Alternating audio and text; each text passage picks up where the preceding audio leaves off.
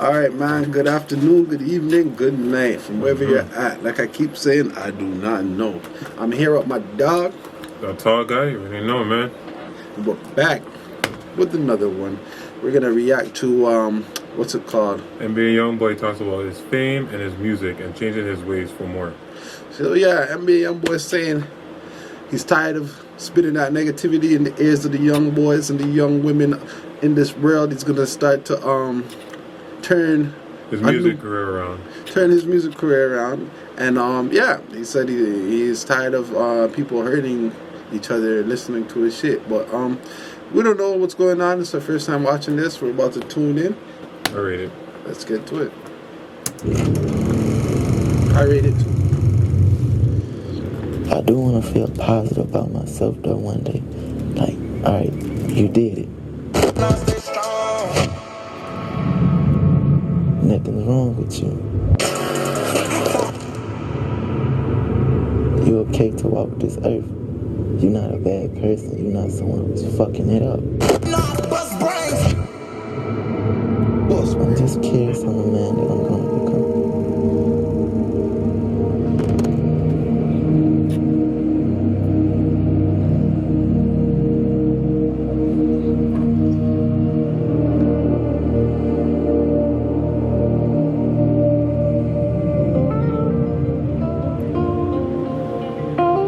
I think I grew out of liking music, like the love for it. But it's like, it's therapy. It's the only way I can express myself. And as I sit down behind the mic and just let things flow out of my mouth, That's what I'm saying. I feel relieved. Doesn't sound like that.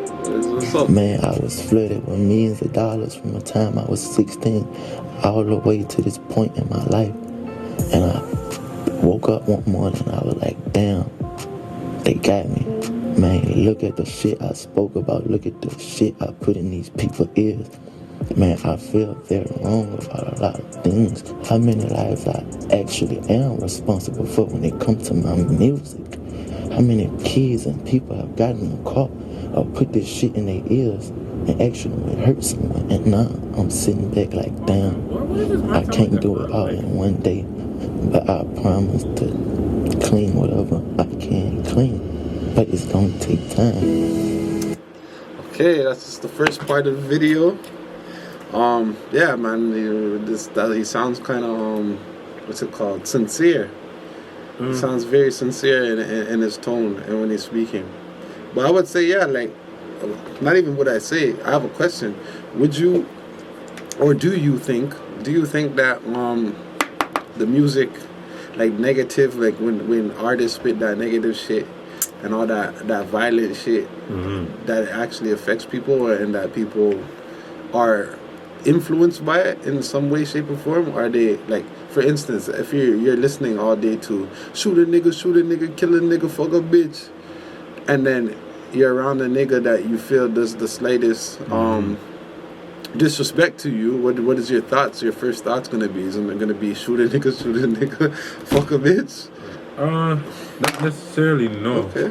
Not necessarily, no. The reason I say that, it's not everybody who gets influenced by the music, you know? Everyone knows the difference from lyrics to realism to, you know what I mean? He's just speaking of his story. Not everyone could, like, copy what he does, you know what I mean?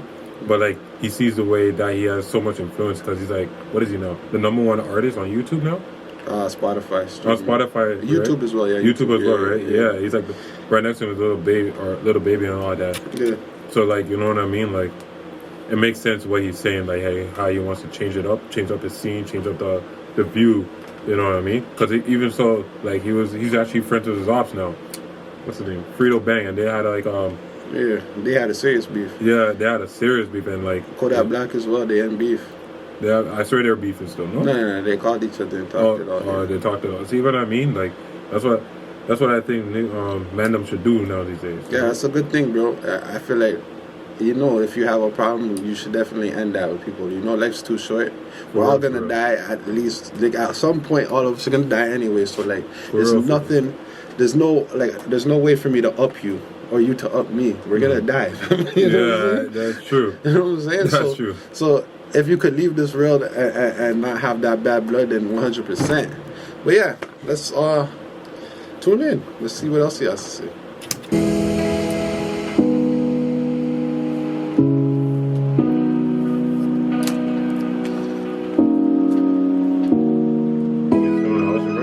I actually want to get rid of all of these cars. I can't drive any of them. I think I'd rather just fill my garage with antique cars until I do get a little freedom where I could double back and purchase some of these where I could have my fun.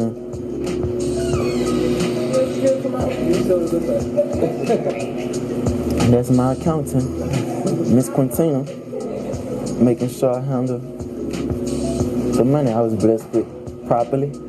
I can feel when he needs me to be that.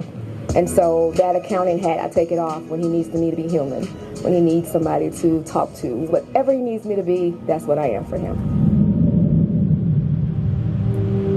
Well, my grandmother was my everything. That was my protection, my comfort.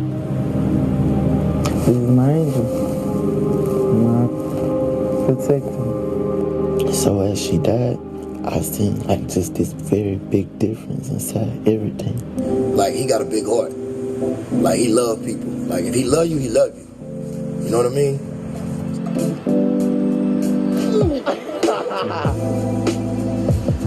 One of his good friends brought him over to me, and after one session he was like, man, he doesn't really mess with nobody, but he like you. He like, I don't know what that is. So it was just kind of natural, like just our chemistry and our bond just kept growing and kept growing. And I consider him a brother. I'm not famous. I don't think about it. I just have a lot of people that know me, I guess. I'm terrified of people. I am very scared of people. Like on my kids. I am terrified of people. And I am very shy. But I never knew why once I walk on the stage, I could get it done and leave. But I'm terrified of people. People are cruel. It's like you can't control ourselves. So you never know what someone will do you. Always, you know. Just pause that real there, man. That's just some deep shit, man. The man came out and said he's terrified of people, man. And I feel like, you know, coming from where he comes from, I think he's being genuine, you know. I think that's really, he's being honest, you know. Mm-hmm. Like at first I was thinking, you know, maybe he's doing this video to kind of like paint himself in a good image so that the judges give him some leeway in court. But I feel like that's genuine, you know. Mm-hmm. I feel like coming from where he comes from, when you're in the streets, or if you've been to jail or whatever the case may be, you kind of develop some PTSD when it comes to dealing with people. Mm-hmm. Especially when you're around cruel people all the time, you know. You know people that will jerk you for the littlest thing. You know what I'm saying? Yeah. Like, you know, people die for little things, you know. When you get out into society in the real world, it does get difficult dealing with people because you think in a certain way that the rest of the world doesn't think, you know? Like, everyone outside these doors, they're cool, you know? Like, they're cool, blah, blah, blah. Like, the world is regular to them, you know? Mm-hmm. But in your mind, you just assume that everyone thinks like what you're used to. Mm-hmm. what you're used to. Like, what the things that you're around all the time, you know? So I believe that still. I think that shit's genuine, bro. You have anything to say about any of that, anything in that last piece there? No, really, to be honest. I mean, like, I really not in that, haven't been in that situation to say, oh, you know? Mm. But, like, you know, I see it in the niggas when they come back out. Mm-hmm. You know what I mean? And, like, it shows, like, you know, they'll move different. Yeah. You know what I mean? They move differently now. So everything is, like, on. They're more observant. They're looking at things. They want to see who's, you know, mm-hmm. who's doing fishy shit, who's shady, who, you know what I'm saying? And even if you're not even doing any fishy shit, they're still going to look at you fishy. Exactly. So, it's just in their mind, right? Mm-hmm. You never know what's going on. But that's genuine, man. And I definitely, like, I rate him for that, you know, for even being able to come out and say that, you know? Yeah. Because most niggas would just pretend and just wear the mask and be like, you know. Most niggas was just trolling the net. You feel me? For real. Yeah, let's continue this shit. Knew what he was doing and what he had going on, his music and his buzz, and was impressed with what he achieved being from where we're from. And I mean, they are some of the hardest working people in the music business. I think his legacy will be himself. He's not going to be compared to anybody. He's setting the tone and standing out by his work ethic. I always wanted to be a rapper. This was always my dream. I never had a plan B. That's what I was set on becoming. That's what it was.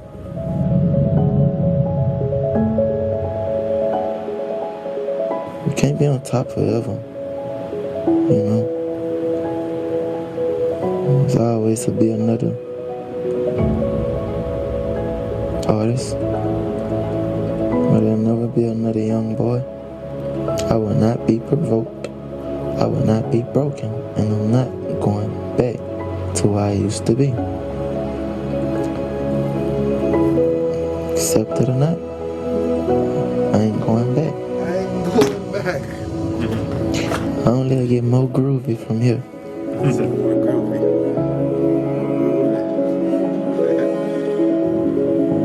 And I walk out this door, it's gonna be a whole lot of doing.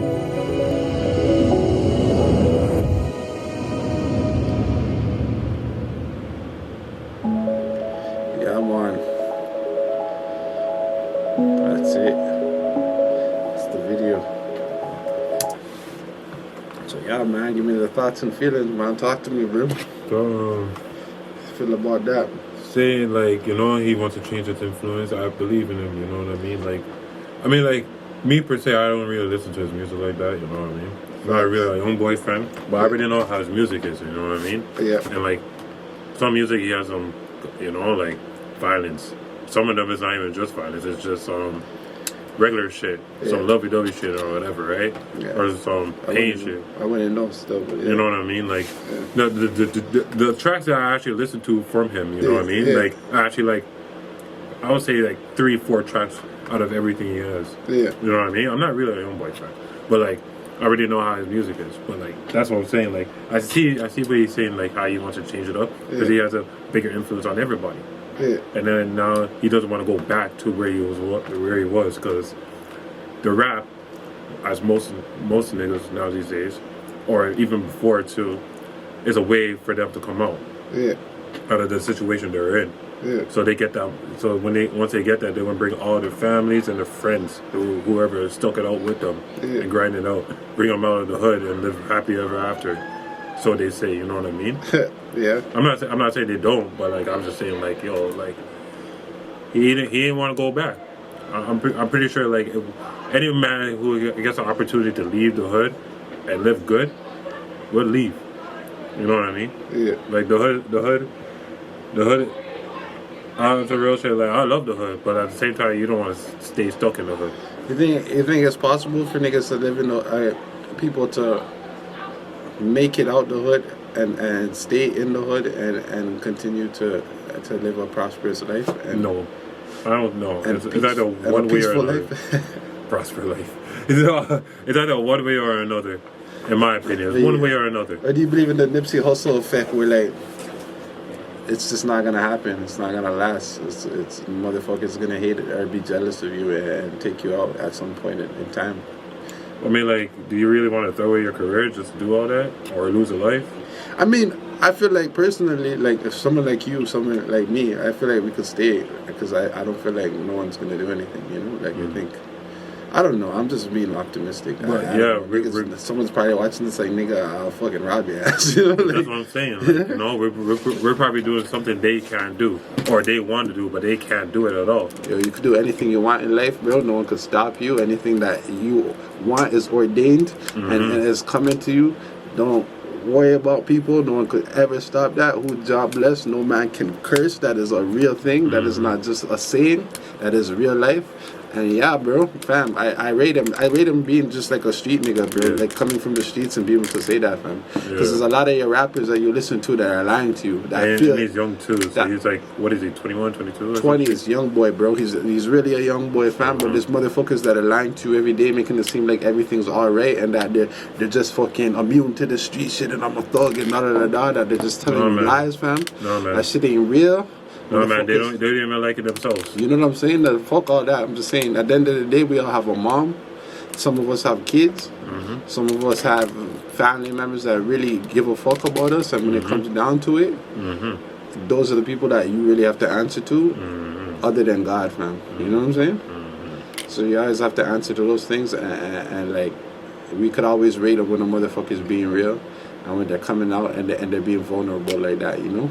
That's fact. And I definitely rate that shit. That's fact. And with that being said, we're at what 16 minutes now. We're gonna wrap this shit up. Thank you for watching.